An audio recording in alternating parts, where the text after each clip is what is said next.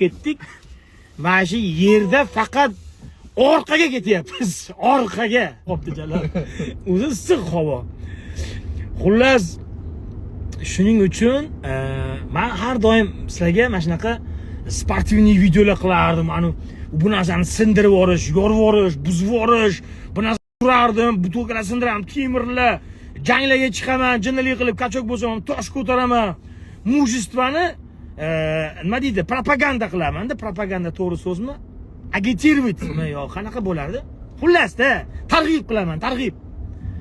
Mujistvani.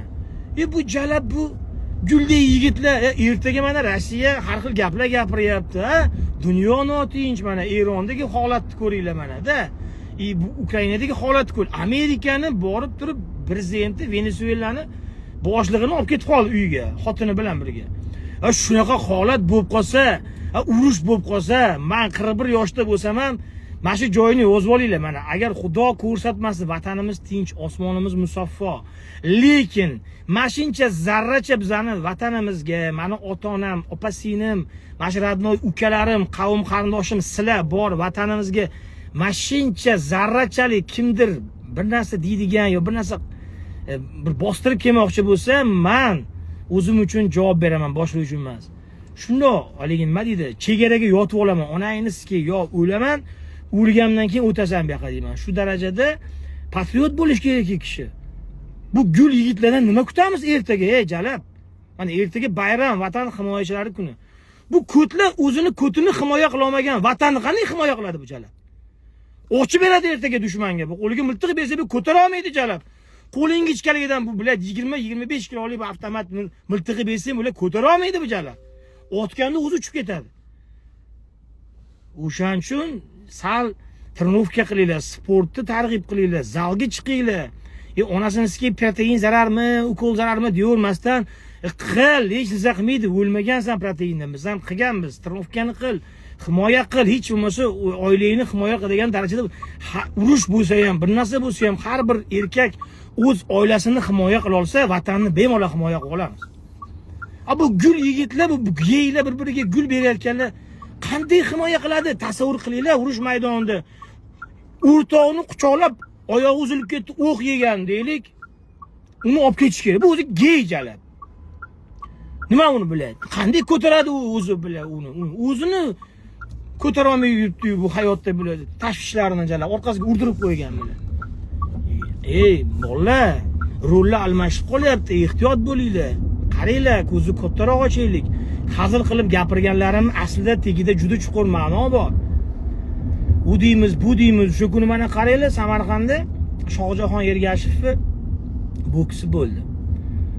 O'sha yerda kamuflyaj kiygan OMON bolalari shunaqa bir baquvvat yigitlar turibdi, haligi qo'riqlabdi. Haligilarni ko'rib o'zimni kichkina deb his qildim, chunki bo'yim rostdan kichkinaman. O'zim havasim keldi. Bo'lmasa meni ham shularga o'xshab kuchim bor.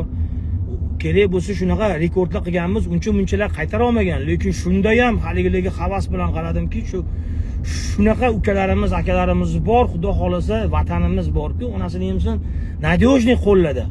Lekin ana bir-biriga gul bergan bolalarni ko'rsam, men o'sha kuni uxlay olmay chiqyapman. Bunaqa qilmanglar. Agar yoshliginglarda tog'aylar, amakilar orqalarga o'tib qo'ygan bo'lsa, boringlarda shu tog'aylarni, amakilarni bittada shapati berib turib, yaxshilab turib. Ko'tlik qilgan ekansiz o'shanda meni sikib qo'yib. Men bilad, mujik bo'lishim kerak edi. Siz meni Jalab nejing qilib qo'ydingiz deb psixologga borib, doktorga borib, o'sha nima deydi, o'zinglarni bir anaqa qilinglar, davolatinglar, mayli. Bilib bilmay qilib qo'ygan bo'lsa Alloh kechiradi. Bundan battar narsani kechiradi. Alloh mehribon. Biz ham kechiramiz, lekin davay bilad. O'zinglarni qo'liga olinglar Jalab, zalga chiqinglar, trenovkani qilinglar bilib. Kerak emas unaqa bilad. Sochlarni turmaylab, qoshlarni terib Jalab, ko'tga o'xshab nejniy bilad. Lekin zalga ham chiqdi degani hali Jalab mujik degani emas, shu tomonlari ham bor bilad. Chunki biz zalda ham ishlaganmiz. Zalda ham gul yigitlar daq qo'yib bo'lgan. O'zi shunaqalarni ham ko'pi zalga borib, kachoklarni poylab, mana shu meni itarsaydi deb o'tiradiganlari bor Jalab. Такой непонятный ориентацияda shubha bilan tikilib, suqib kirib o'tiradiganlari ham bor, shunaqalari bor. Bizni boshimizdan har xil o'tgan. ko'rganmiz. Ularni nima deydi, hozir men sizlarga aytaman. Shunaqa so'z bor o'rischada, hozir esimga tushib qolsa aytib o'tib ketaman. Shunaqalar deydi.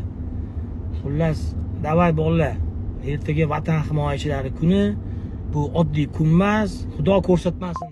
Ertaga bir narsa bo'lsa, mana shu Instagramda hammanglarni chaqiraman. Davay, короче, men bu yerda bitta dushmanni brigadasiga otgan ekan. Bolalar, короче, ketmon, lapatka, оружие bo'lmasa, miltiq bo'lmasa, onangni ham tisha boltalar bilan buzib tashlaymiz deb, onangni ham dushmanni kallasini uzamiz. Ularga ko'rsatamiz. Birinchi shu hamlasini o'zida biz ularni qaytarishimiz kerak. Tak что qaranglar, tayyor turinglar har doim. Xudo ko'rsatmasin, vatanimiz tinch, ko'z tegmasin. Lekin dunyo notinch. Vatanimiz tinch bo'lgani bilan dunyo har holatda har xil narsalar bo'lyapti. Shuning uchun gul yigitlar yig'ishtiringlar, davay. Gul yigitlar, gulli ekinglar yerga. Orqani himoya qilinglar, keyin vatanni birga himoya qilamiz. Gapimga xafa bo'lmanglar. Men sizlarga qattiq gapirish niyatim yo'q. O'zi sizlarning ko'nglingiz ham nozik o'zi jalab. O'zida ko'nglingiz nozik o'zi sizlarning.